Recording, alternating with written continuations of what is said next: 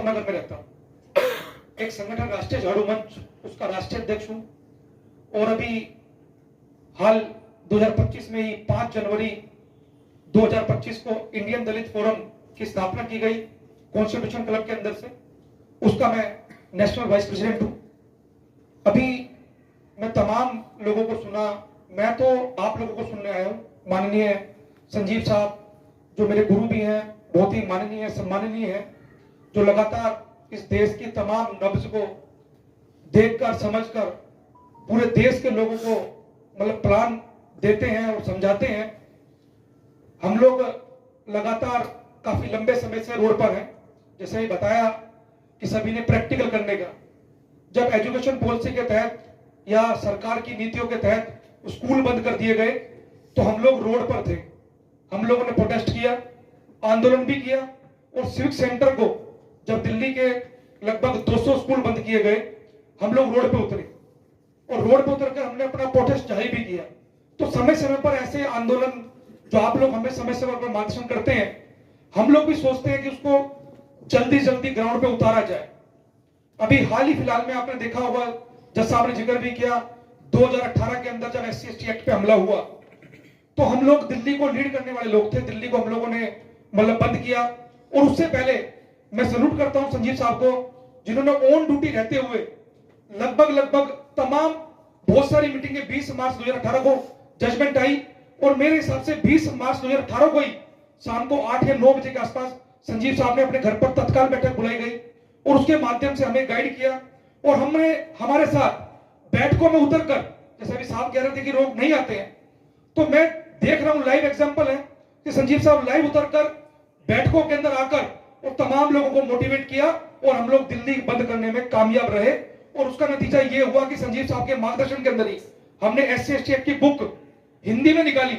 नरेंद्र मोदी भलाई बोलता हो कि मेरी छाती 56 इंच की है, हम लोग तमाम लोगों से बोलते हैं, दलितों से खासतौर पर, कि वो SC/ST एक्ट भी अगर ढंग से पढ़ ले तो उनकी छाती 108 इंच की हो सकती है भाई।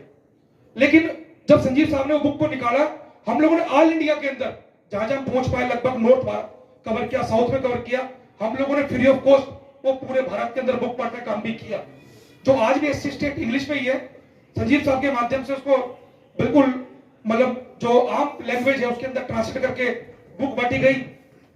और तमाम ऐसे आंदोलन, तमाम ऐसी मूवमेंट, चाहे वो हाथरस का कांड हो, चाहे वो नांगल का कांड हो, चाहे गोहाना हो, चाहे भगाना हो। जब गोहाना कांड हुआ मैं 10वीं में पढ़ता था, लेकिन हम लोग उस समय से भी उसी आंदोलन में थे जब रामलीला मैदान भरा गया। तो हम लोग लगातार उस बैकग्राउंड से हैं। काशीराम साहब की मूवमेंट हमारे घर पर हमने बड़े करीब से देखी है, तो हम बड़े प्रभावित हुए हैं। और आप लोग लगातार आप लोगों को सुनते हैं। सर नवल साहब आए थे 5 जनवरी को, उन्होंने बड़ा अच्छा हमें मोटिवेट किया, मार्गदर्शन दिया अपना, और तमाम लोगों ने इनसे इंस्पायर हुए और लगातार इस मूवमेंट को आगे बढ़ा रहे हैं। तो मैं तो सिर्फ इतना कहना चाहता हूं सर, आप लोगों से निवेदन कर रहा हूं कि जो बातें हमारी बंद कमरे की मीटिंगों में चल रही हैं, मैं समझता हूं कि ग्राउंड पे लोगों को बहुत जरूरत है।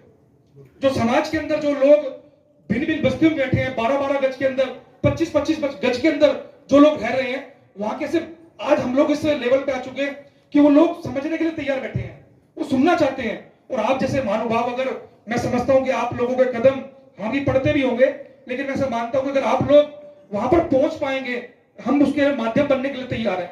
तो मैं समझता हूं कि इस देश के अंदर, दिल्ली के अंदर और पूरे देश के अंदर बहुत जल्दी क्रांति आ सकती है, क्योंकि लोग आपको सुनना चाहते हैं। सर मैं चाहता हूं कि आप जैसे महानुभाव सिर्फ वहां तक पहुंचने का कष्ट करें, उसके लिए हम अपनी मतलब तन मन धन से सेवा देने के लिए तैयार है। आप सत्येंद्र साहब, मैडम साहब जैसे इन्होंने बताया, मैं समझता हूं ग्राउंड पर अगर ये बात पता लग जाए तो लोग रोड पे क्रांति करने के लिए उतर सकते हैं, बस शर्तें उतारने वाले लोग चाहिए। तो मेरा ऐसा मानना सर, आप लोगों ने अपनी बात मैं लगातार आप लोगों को सुन रहा हूं। और मेरे गुरु संजीव साहब है, जिनके माध्यम से हम लोग तैयार हुए, बहुत बड़ा संगठन हम लोग देश के अंदर लगातार बना रहे हैं, लगातार लोग जुड़ रहे हैं। तेजी साहब इतना कीमती समय निकाल कर आए, तो मैं सभी को धन्यवाद करता हूं। साथियों बहुत बहुत क्रांतिकारी जय हिंद।